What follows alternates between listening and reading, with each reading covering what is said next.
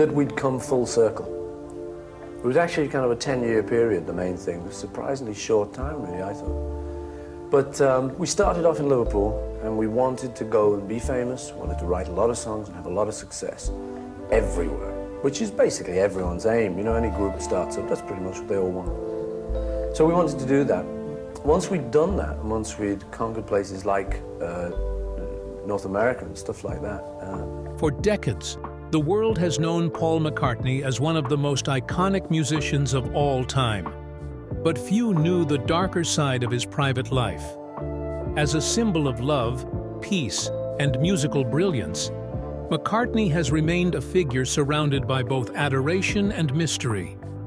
Now, his ex-wife is breaking her silence, unveiling a secret he has kept hidden for years.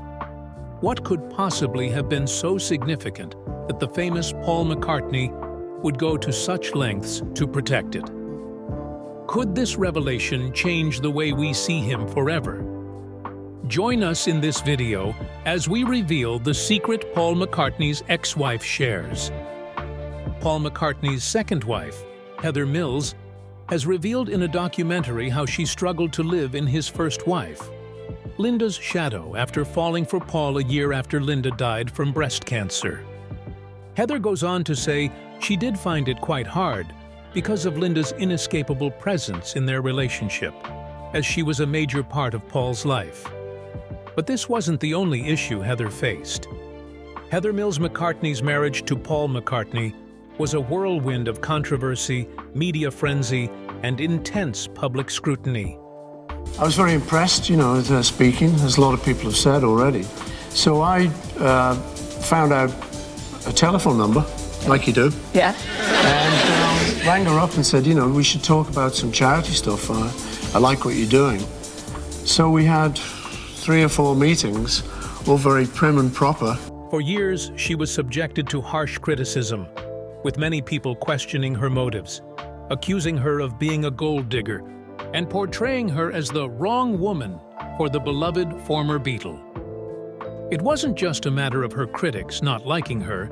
It seemed that no woman could ever live up to the public's fantasy of who should be Paul McCartney's partner. But in this media storm, there's one thing that stands out. Heather revealed something unexpected about Paul McCartney: his vulnerability, his need for control, and his inability to handle the complexities of a high-profile marriage. And perhaps, more than anyone realized, Heather herself became the perfect foil for Paul's need to appear flawless. The McCartney family is practically a national institution in the UK. Paul McCartney isn't just a famous musician. He embodies a dream. To many, he represents the hopes, dreams, and aspirations of an entire generation. The baby boomers who adored him in his Beatle years. When Paul married Heather, he wasn't just marrying a woman. He was bringing someone into his life who was seen as the embodiment of everything his public image could not afford to show: imperfection, scandal, and vulnerability. This shift in his image was seen by many as a betrayal to the legacy he had carefully crafted. Heather Mills was quickly painted as the villain in a narrative of public perception, much like Yoko Ono before her, with the media framing her as a gold digger who had snatched up the older, wealthy musician for her own gain. One of the defining images of Heather's marriage to Paul McCartney is that of a gold digger, a trope that was relentlessly pushed by the media. The narrative was simple. A young blonde woman marries an older, wealthy man. The critics painted Heather as a publicity-seeking opportunist, while claiming that Paul's children from his first marriage were horrified by her presence. But Heather's own story, which she eagerly shared with the world, was far more complex. She didn't fit the typical image of the privileged, pampered socialite that many had assumed. Instead, she had a compelling backstory of overcoming hardship and personal struggle. Heather described a childhood marked by abuse, family instability, and periods of homelessness. According to her, she survived unimaginable challenges, including living on the streets, sleeping under Waterloo Station, and even facing the humiliation of a traumatic accident that led to the loss of her leg. Her transformation from this difficult life to becoming a successful model, activist, and philanthropist was framed as the ultimate rags-to-riches story, or a real-life fairy tale. However, critics quickly started pointing out variations in Heather's life story. For instance, her autobiography, Out on a Limb, described events that didn't match up with official records or the accounts of people who had known her at the time. Her childhood friend, Margaret Amble, claimed that Heather had exaggerated many of the details of her life, especially the kidnapping incident that Heather had written about in her book. Other accusations came from Heather's stepfather, who described her as having a damaged personality and living in a fantasy world. I don't really want this interview to be all about Paul, you know, because it's just like that umbilical cord was broken. He's married someone else. Okay. And, you know, I agreed to come on the show, so it wasn't just all about Paul. All right, you know. okay, but it's an important part of your life. Yeah, it's important, but you've only got so many minutes on this show, and it's like, yeah. It became clear that Heather's version of events might not have been as clear-cut as she presented it. Further fueling the controversy, Heather's claims about her accomplishments were also called into question. She stated that she had been nominated for the Nobel Peace Prize for her humanitarian work, but this claim couldn't be verified, as Nobel Prize nominees' identities are kept secret for 50 years. Also, Heather's statements about being awarded accolades, such as the Outstanding Young Person of the Year Award from the British Chambers of Commerce, were found to be untrue. She also claimed that Paul's daughter, Stella McCartney, had publicly expressed support for her new stepmother. But Stella's publicist denied that any such statement had been made. Heather maintained a confident stance.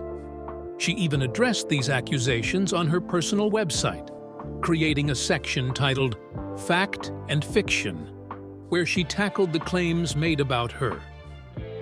In one such instance, Heather's sister, Fiona, defended her against claims about her troubled childhood, suggesting that it didn't matter whether Heather had been homeless at age 14 or 15. There was a constant conflict between Heather's supporters and critics, each presenting their own version of the truth. As the media continued to churn out stories, rumors began to spread that Paul and Heather's marriage was facing difficulties. This led to more scrutiny, especially after pictures surfaced of Paul vacationing alone. Thanking all the people who've wished us good wishes, the people who've written in to us, and the people we met on the street who've said congratulations and wish us all the best. We'd like to take this opportunity of thanking those people. Heather quickly shot down these rumors, insisting they were false, explaining that she had been healing from a leg operation and had simply wanted to avoid the paparazzi. She even made light of the situation, saying, "It's hilarious. Paul and I are very much together."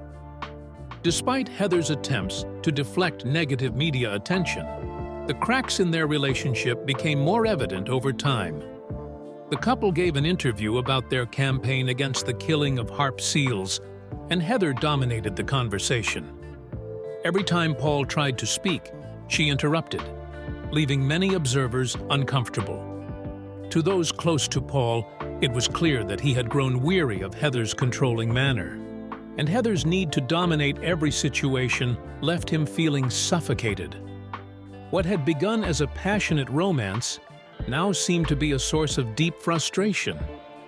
Moreover, Heather's aggressive approach to her causes, especially animal rights, was often praised but also criticized for its harsh nature. She became infamous for her direct, unflinching attitude, which led to public confrontations, such as the incident in which she lost her prosthetic leg during a clash with security guards at a Jennifer Lopez event. Despite her advocacy for important issues, her manner often overshadowed her cause, and even Paul grew tired of being constantly thrust into the spotlight by his wife's behavior. In the end, Heather Mills McCartney revealed more than just her own complex personality. She exposed cracks in Paul McCartney's public image and the darker sides of their relationship. While the media fixated on Heather's flaws, what was often overlooked was the way she forced Paul to confront his own vulnerabilities. For all his fame and success, Paul McCartney was not immune to the pressures of an intense, high-profile marriage, and Heather's presence in his life brought those pressures into sharp focus. Their marriage, though marked by moments of genuine love, ultimately crumbled under the weight of both personal and public expectations. While Heather's critics continue to see her as the villain and a gold digger in this story, it's clear that her marriage to Paul McCartney was far more complicated than it appeared. Whether she was a controlling figure or simply someone trying to carve out her own identity, Heather Mills McCartney's role in Paul McCartney's life was a revelation. A reminder that even the most iconic public figures have personal struggles that remain hidden behind the glossy surface of fame. Despite the complexities of his marriage to Heather, McCartney's story goes far beyond his relationships. His life, often framed in the public eye, reveals a man whose personal trials and triumphs have shaped him as much as his legendary career with the Beatles. Let's run through Paul's life and personality. Stay tuned because things are about to get even more interesting. Paul McCartney, early life. Paul McCartney's journey into music was as much about passion and determination as it was about overcoming struggles and challenges. Born on June 18, 1942, in Liverpool, England. Yeah, we were competitive, yeah. Not openly, but we later admitted, so Paul's written a good one there, I better get going. And I would similarly, that's a bit good, right, here we go. He was the son of Mary Patricia, a nurse, and Jim McCartney, a jazz musician. Despite the early promise of a happy family life, McCartney's childhood was marked by hardship, loss, and a profound personal transformation. McCartney was born during a time of great uncertainty. World War II raged across Europe, and his early life was shaped by the global conflict. His father, Jim, had been a salesman before the war, but after its outbreak, he was assigned to work in a defense factory. The family was forced to move several times during these years, first to Knowsley and then to Speke, where they settled in a council housing development. Though the war created hardships, McCartney's love for music began to take shape even in those early years. McCartney's musical inclinations were largely nurtured by his father, who was a trumpet player and pianist in the 1920s. Jim encouraged his sons to be musical, urging Paul to take piano lessons. But McCartney's natural ear for music led him to learn by ear rather than through formal training. His first exposure to music was through his father's jazz band, and it was in these early moments that he developed an affinity for melody and rhythm. McCartney's mother, too, played a role in his life, encouraging him creatively, though it was her sudden death from cancer in 1956 that left an indelible mark on Paul's life and work. At just 14, McCartney's life took an emotional turn when he lost his mother to an embolism after a surgery for breast cancer. This loss not only shaped his emotional landscape, but also fostered a connection with John Lennon, who had experienced the death of his own mother 2 years later. The pain of losing a mother at a young age bound the two musicians together in a way that went beyond mere friendship. They would go on to form the most iconic musical duo in history, but it was these early, painful experiences that laid the emotional foundation for their collaboration. But this was just the beginning. McCartney musical career. While McCartney's personal life was fraught with loss, his musical talent began to shine brightly. At school, he excelled at music, and by 1957, at the age of 15, he met John Lennon at a church fete in Woolton. Lennon's band, the Quarrymen, were performing a mix of rock and roll and skiffle, a form of music that blended jazz, blues, and folk influences. Paul, eager to join a band, impressed Lennon with his musical skill and was invited to become the band's rhythm guitarist. This marked the beginning of McCartney's journey into what would become the Beatles.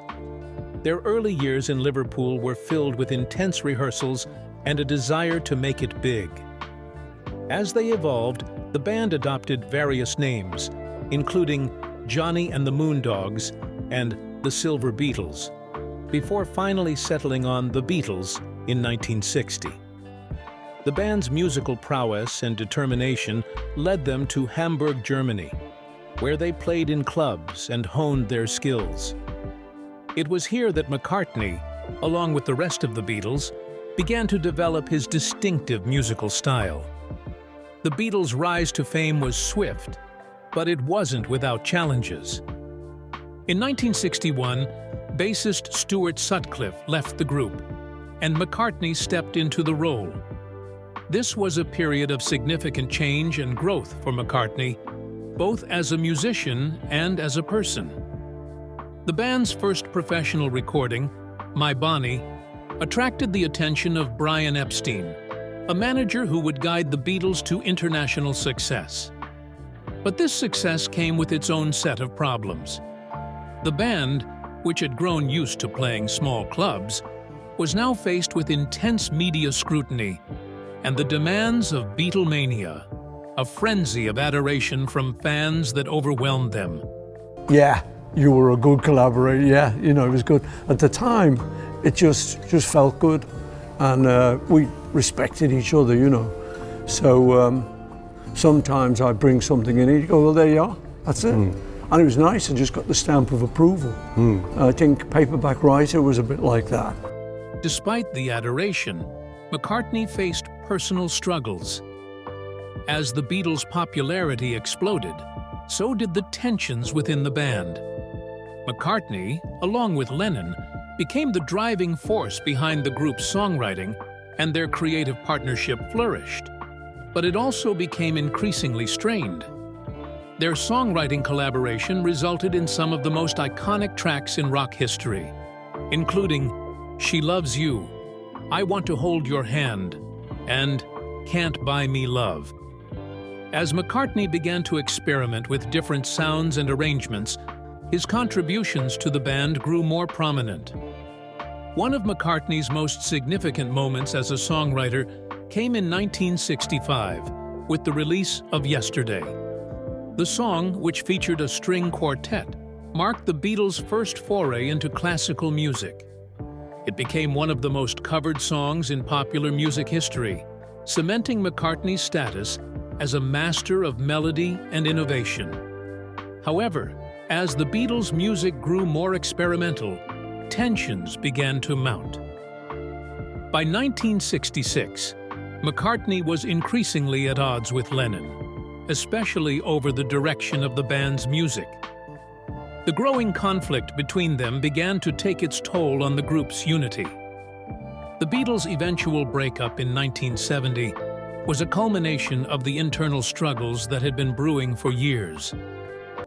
McCartney, who had grown disillusioned with the band's management and internal strife, made the difficult decision to leave the Beatles. In April 1970, he publicly announced his departure, effectively ending the Beatles as a group. The announcement sent shockwaves through the music world and marked the end of an era. In the wake of the Beatles' breakup, McCartney faced a period of depression. He struggled with feelings of loss and confusion about his future. However, his wife, Linda, became a source of stability and encouragement during this time. She convinced him to continue creating music, and in 1970, McCartney released his first solo album, McCartney. The album, which he recorded mostly on his own, was a raw and personal reflection of his emotions during this turbulent time. His song, Maybe I'm Amazed, became one of his most beloved tracks, a heartfelt tribute to his wife and their relationship. McCartney's musical career didn't stop with his solo work. In 1971, he formed the band Wings with his wife Linda, drummer Denny Sywell, and guitarist Denny Lane. While it was difficult for McCartney to step out of the shadow of the Beatles, he was determined to carve his own path. Wings faced many challenges in their early years, but they ultimately achieved great success with albums like Band on the Run, which became one of the biggest-selling albums of the 1970s. Wings was able to create a sound that was distinctly McCartney's own, and it included hits like Jet and Live and Let Die, the latter becoming a classic James Bond theme. Throughout the 1970s and beyond, McCartney's career continued to evolve. His willingness to experiment with different genres and his passion for creating music remained unwavering, despite the challenges he faced. From the high of Wings' success to the personal struggles he endured, McCartney's journey into music was a testament to his resilience and love for the craft. In the early 1980s, Paul McCartney was in the midst of a creative renaissance, collaborating with some of the biggest names in music. In 1982, he teamed up with Stevie Wonder for the iconic song Ebony and Ivory, which was a massive hit, topping the charts and becoming McCartney's 28th #1 single on the Billboard Hot 100. The track, part of McCartney's Tug of War album, became a symbol of racial harmony, and its success only added to McCartney's already impressive legacy. That same year, he also worked with Michael Jackson on The Girl Is Mine, a track from Jackson's groundbreaking Thriller album. The collaboration marked the beginning of a strong professional relationship between McCartney and Jackson. In 1983, McCartney continued his musical journey, contributing to Say, Say, Say, a catchy duet with Jackson that became McCartney's most recent US #1 hit as of 2014. He also earned another UK #1 in 1983 with Pipes of Peace, the title track from his album of the same name. Despite the commercial success, not everything McCartney touched turned to gold in the 1980s. In 1984, he starred in Give My Regards to Broad Street, a film that he wrote and produced. The film, however, was widely criticized by critics. Variety called it characterless, bloodless, and pointless, while Roger Ebert gave it just 1 star, advising audiences to skip the film and go straight to the soundtrack. Despite the film's reception, the album did well, hitting #1 in the UK and producing the hit single No More Lonely Nights, which featured Pink Floyd's David Gilmour on guitar. The 1980s also saw McCartney contributing to other projects, such as composing a song for the 1985 comedy Spies Like Us, which he finished in just 4 days with producer Phil Ramone. He also participated in the historic 1985 Live Aid concert, where he performed Let It Be alongside other stars like David Bowie and Pete Townshend. Although technical issues hampered his performance, the crowd's enthusiasm helped salvage the moment. In 1986, McCartney worked with Eric Stewart on his album Press to Play, which saw Stewart co-write many of the songs. 2 years later, in 1988, McCartney surprised fans with Snova VSSR, an album that was initially only available in the Soviet Union and featured 18 covers recorded in just 2 days. The same year, he joined forces with fellow Liverpool musicians Jerry Marsden and Holly Johnson for a charity version of Ferry Cross the Mersey, benefiting those affected by the Hillsborough disaster. McCartney's creative collaborations continued into the late 1980s and early 1990s. In 1989, he released Flowers in the Dirt, a collaborative album with Elvis Costello, which also included contributions from musicians like David Gilmour. He then assembled a band with his wife Linda, along with Hamish Stewart, Robbie McIntosh, Paul Wicks Wickens, and Chris Whitten to embark on the Paul McCartney World Tour in 1989. The tour, which lasted well into the 1990s, saw McCartney play to hundreds of thousands of fans, including a record-setting performance at the Maracana Stadium in Rio de Janeiro, where 184,000 people attended his concert in 1990. In the early 1990s, McCartney began to branch out into orchestral music.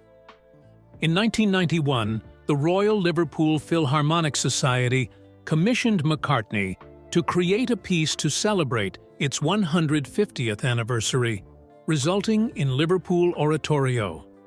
Despite mixed reviews from critics, including harsh critiques from The Guardian, the Oratorio was a commercial success and topped the UK classical charts. McCartney also ventured into the world of MTV Unplugged, performing a stripped-down set of acoustic songs that was later released as Unplugged, the official bootleg. In 1997, McCartney returned with a rock album, Flaming Pie, which featured his old friend Ringo Starr on drums. Later that year, he released Standing Stone, a classical album that topped both the UK and US classical charts.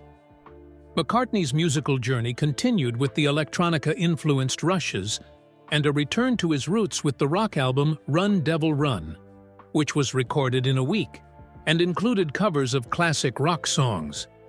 The album was inspired by the death of his wife Linda, who passed away from cancer in 1998. McCartney's 1999 was marked by the release of Working Classical, an experimental classical album, and an unannounced performance at the Concert for Linda, a tribute to his late wife. In 2000, he released Liverpool Sound Collage, an album that used avant-garde techniques, reflecting his interest in experimental music. The same year, he contributed a song to a tribute album for Linda.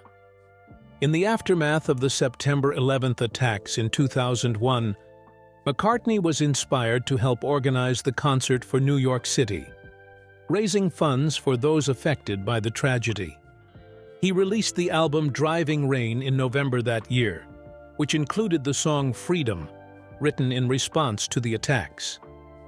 The following year, McCartney went on tour again, this time with a new band, and the Driving World Tour earned over $126 million. In 2002, he married Heather Mills, and the couple had a daughter, Beatrice, later that year. McCartney's journey from the Beatles to his solo career has been nothing short of extraordinary, spanning multiple decades and encompassing various musical genres, collaborations, and experiments. His ability to evolve as an artist while maintaining his core identity as a passionate and innovative musician has made him one of the most influential figures in music history. Whether playing in front of millions at a stadium, composing orchestral works, or exploring new musical landscapes, Paul McCartney's legacy continues to inspire and shape the world of music. Do you think Heather was really a good digger? Share your thoughts in the comments section. Also, don't forget to click on the video showing on your screen. You will enjoy it.